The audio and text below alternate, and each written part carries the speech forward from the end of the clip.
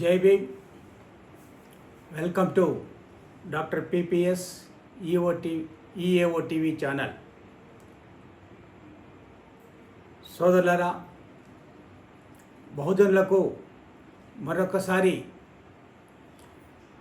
ఒక మంచి ఉద్యమాలు చేసేటువంటి ఒక నినాదాన్ని మనకు సిజేపి కాక్రోచ్ జనతా పార్టీ మనకు అవకాశం ఇచ్చినట్టుగా నేను భావిస్తున్నాను.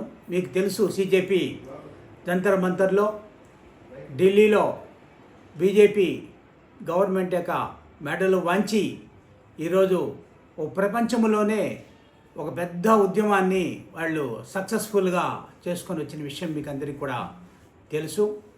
నిన్న ప్రధానమంత్రి మోడీ ఈ 12 ఏళ్లుగా ఆయన చేస్తున్నటువంటి నిరంకుశ పరిపాలన నేను ఎదిరించేటువంటి ఒక పార్టీ కానీ ఒక ప్రజా ఉద్యమం కానీ లేకుండా పోయింది ఈ భారతదేశంలో.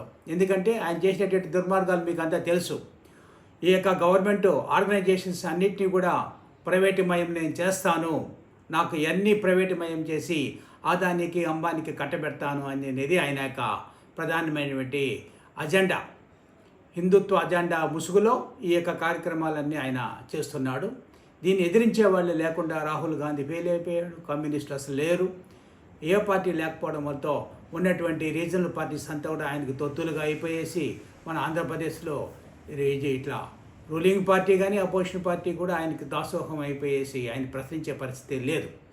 ఈరోజు మరి నీట్ ఎగ్జామినేషన్ అనేదాన్ని మరి పేపర్ లీక్ కావడము, అదేవిధంగా దానికి ముందు ఆయన పరిపాలనలో చూస్తే కనుక 2024 నుంచి ఈ రోజు వరకు కూడా 52 పేపర్లు లీక్ అయినట్టుగా మరి సిజేపీ బయటపెట్టింది. దానివల్ల విద్యార్థులు ముఖ్యంగా 20 ఏళ్ళు, 19 ఏళ్ళు, 21 ఏళ్ళు వాళ్ళ పిల్లలంతా కూడా ఎంతో కాలంగా ప్రిపేర్ అయ్యి ఎగ్జామ్స్ రాయాలనేటువంటి పరిస్థితుల్లో మరి ఈ యొక్క పేపర్ లీక్ కావడము, కోట్లాది రూపాయలు జైలు మారడము, ఆ యొక్క యూత్ యొక్క దీనిని వాళ్ళ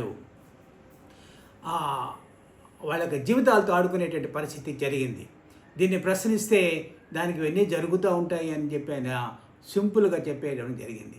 దీన్ని ఒక సిజేపీ అనేసి కాక్రోచ్ జనతా పార్టీ అనేటువంటి ఒక ఆర్గనైజేషన్, అనార్గనైజ్డ్ పీపుల్ వాళ్ళంతా కూడా అనార్గనైజ్డ్ పీపుల్ అంతా కూడా ఒక అల్టిమేటం ఇచ్చారు గవర్నమెంట్కి. వెంటనే మీరు అకౌంటబిలిటీ తీసుకొని మీరు బాధ్యత తీసుకోవాలి. ఎడ్యుకేషన్ మినిస్టర్ ఎవరైతే ఉన్నారో మరి ఆయన ధర్మేంద్ర ప్రధాన్ వెంటనే రిజైన్ చేయాలి అని చెప్పి వాళ్ళు ఒక డిమాండ్ పెట్టి ముందుకు వచ్చారు. ఈ కాక్రోచ్ పార్టీ ఎలా వచ్చిందో మనకు గత వీడియోలో కూడా మనం చెప్పుకున్నాం.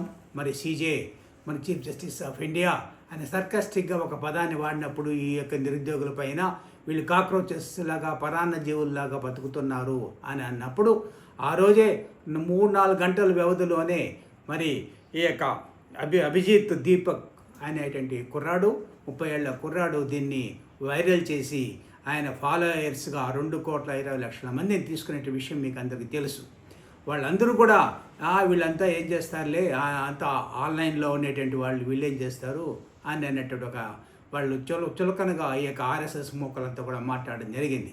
దాన్ని వాళ్ళు ఛాలెంజింగ్గా తీసుకొని ఇదిగో నేను భారతదేశానికి వస్తున్నానని చెప్పి జూన్ 6వ తారీఖున ఆయన రావడము, జంతర్ మంతర్లో మేము నిరసన తెలియజేస్తామని పర్మిషన్ తీసుకొని అన్నీ అఫీషియల్గా లీగల్గానే అన్నీ ఆయన చేసి జంతర్ మంతర్లో ఆయన అక్కడ నిరాహార దీక్ష కూర్చున్నప్పుడు అప్పుడు వాంగ్చుక్ గారు ఆయన కూడా రావడము లడక్ నుంచి.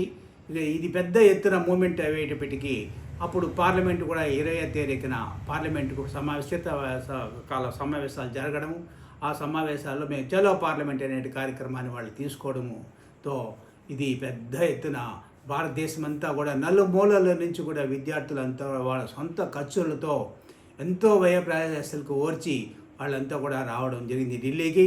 మరి శాంతియుతంగా వాళ్ళు నిరసన తెలియజేస్తుంటే వాళ్ళపైన 50,000 మంది పోలీసులు వచ్చి వాళ్ళని ఎంత కూడా దౌర్జన్యంగా దుర్మార్గంగా ఆడపిల్లలను కూడా చూడకుండా వాళ్ళని కొట్టరాని చోట్ల వాళ్ళని కొట్టించి గాయపరిచి చాలా దుర్మార్గమైన ప్రవర్తన చేశారు. మోడీ ఆ విధంగా ఈ యొక్క ఉద్యమాన్ని అణచివేయాలని చూశాడు, కానీ ఆయనకి సాధ్యపడిపోయేటప్పటికీ ఆయన మధ్యరాత్రుల్లో 12 గంటలకు ఒక వీడియో రిలీజ్ చేశాడు. ఆయన నేను ఐఎమ్ ఫర్ ది యూత్ అనేసి, నేను యూత్ కోసమే ఉన్నాను, ఈ యొక్క 40-50% ఉండేటువంటి యూత్ వీళ్ళు వెన్నెముకలు భారతదేశానికి అని చెప్పినటువంటి భయపడ్డా ఆయన ఫస్ట్ టైం. ఎందుకంటే గతంలో కూడా మనకు వ్యవసాయ చట్టాలు వచ్చినప్పుడు వాళ్ళు సుమారుగా 1.5 year ఉద్యమాలు చేస్తే కూడా చెల్లించినటువంటి వ్యక్తి ఈరోజు 20 రోజులకే వాళ్ళ ఉద్యమానికి ఆయన తల వంచి వెంటనే ఆ విద్యాశాఖ మంత్రి దగ్గర రాజీనామా చేయించి మరి వాళ్ళ 3 డిమాండ్లను కూడా ఆయన నెరవేర్చడం జరిగింది. దీని ద్వారా మనకు తెలిసేది ఏంటంటే బహుజనులకు మనం పోరాడితే పోయేదేమీ లేదు, బానిస సంఖ్యలు తప్ప అని బాబాసాహెబ్ అంబేద్కర్ చెప్పాడు. కాబట్టి మనము ఆ పందాలో మనం వెళ్ళాలి. మనం ముఖ్యంగా మన రాష్ట్రంలో విద్యా విధానం అనేది చాలా దుర్మార్గంగా అయిపోతూ ఉన్నది. నిరుద్యోగ సమస్య పెరిగిపోతూ ఉంది. యూనివర్సిటీలో రిక్రూట్మెంట్ లేదు, ఉద్యోగ అవకాశాలు పూర్తిగా లేవు. డిఎస్సి అంటున్నారు, దాంట్లో ఒక పెద్ద స్కాము. మరి ఆ డిఎస్సి మంత్రి కూడా నారా లోకేష్ కూడా రిజైన్ చేయాలని చెప్పేసి ప్రతిపక్షం అడుగుతూ ఉంది. ప్రతిపక్షం కాదు అడగాల్సింది, ఇక్కడ కూడా ఒక సిజిపి పార్టీ రావాలి, వచ్చి వాళ్ళు అడగాలి నారా లోకేష్ దగ్గర అకౌంటబిలిటీ తీసుకొని ఆయన దగ్గర రిజైన్ చేయించే కార్యక్రమాన్ని కూడా తీసుకొని రావాలని చెప్పి నేను సందర్భంగా కోరుకుంటూ, ముఖ్యంగా బహుజనులారా, మనకు ప్రధానమైనటువంటి మన బతుకు తెరువు ఏంటంటే విద్య తర్వాత ఉద్యోగం. ఈ రెండు లేకుండా, ఎందుకంటే భూములన్నీ కూడా 5% 10% ఉండేటువంటి ఓసీ వర్గాలు వాళ్ళ దగ్గర ఉన్నాయి, ఇండస్ట్రీస్ అన్నీ వాళ్ళ దగ్గర ఉన్నాయి, నేచురల్ రిసోర్సెస్ అంటే మైన్స్ ఇవన్నీ కూడా వాళ్ళ చేతుల్లో ఉన్నాయి. మన చేతుల్లో ఏమీ లేదు. మనకి విద్యనే మనకు ఆధారము. ఆ విద్యనే ఆ ప్రమాణాలను పూర్తిగా వీళ్ళు నిర్వీర్యం చేసి ప్రైవేటుమయం చేసేసి దాన్ని మనకు దూరం చేస్తున్నారు.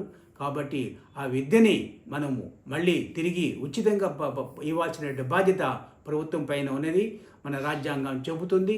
కాబట్టి మనమంతా కూడా దీనిపైన ఒక పెద్ద ఎత్తున ఉద్యమం చేయాలని చెప్పేసి కూడా నేను ఈ సందర్భంగా మీకు అందరికీ పిలుపుస్తూ, ముఖ్యంగా ఈ యొక్క సిజిపి పార్టీ అనేది వాళ్ళు ఇంతటితోనే ఆగడం లేదు. మేము ఇంకా కూడా రాబోయేటువంటి రోజుల్లో చాలా సమస్యలు ఉన్నాయి. ఈరోజు మరి దేవుడి పేరు చెప్పి రామాలయం అని చెప్పి కట్టి వేల కోట్ల రూపాయలు స్కామ్ చేశారు, అడిగే వాళ్ళు లేరు. ఏంటంటే హిందువుల డబ్బుల్ని హిందువులు దోచుకుంటే నీకే నష్టం అంటున్నారు వాళ్ళు. ఎంత దుర్మార్గమో చూడండి. దొంగతనాన్ని వాళ్ళు లీగలైజ్ చేస్తున్నారు అనమాట హిందూ మతం పేరు చెప్పి. కాబట్టి ఇటువంటి యొక్క ప్రభుత్వాన్ని మనం కూల్చేటువంటి కార్యక్రమాన్ని కూడా మనం తీసుకోవాలని చెప్పి సందర్భంగా తెలియజేసుకుంటూ, మరి అందరికీ కూడా మరొకసారి జేబీఎం తెలియజేస్తూ, మీరు ఒకసారి మీ ఫ్రెండ్స్కి అందరికి కూడా మీరు ఈ వీడియోని పంపించండి, దీన్ని సబ్స్క్రైబ్ చేయండి. మీ యొక్క కామెంట్స్ రూపంలో మీ యొక్క సలహాలను ఉచిత ఇవ్వండి.